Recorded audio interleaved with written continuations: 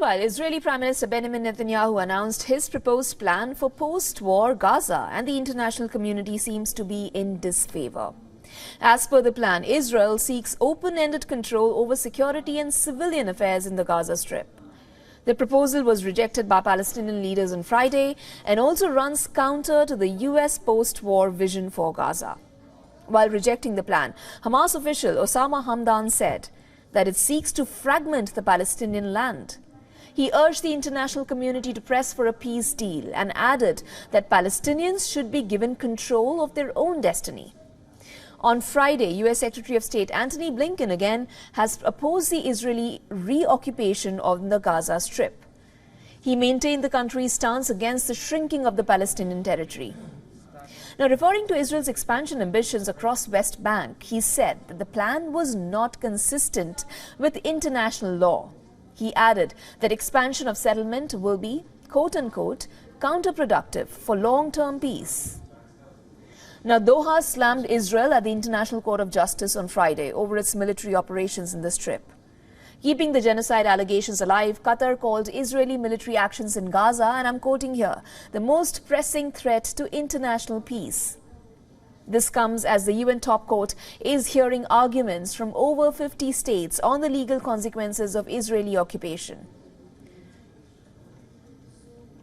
Israel, meanwhile, continues to refrain from being part of the hearings and has said that the court's interference can dent peace negotiations. Meanwhile, as per Gaza's Hamas-controlled health ministry, over 100 people were killed in Israeli airstrikes in southern Gaza on Friday.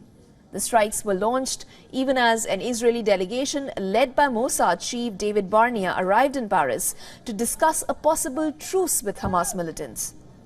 One of the strikes also hit the Rafah area, where over 1.4 million Gazans have sought refuge to escape the fighting. Rafah is the same area where Israel has threatened to launch a military offensive, a move being condemned by the international community. Separately, the UN has sounded famine warnings in the Gaza Strip. As Israeli strikes continue to flatten the Strip, resources have taken a total nosedive.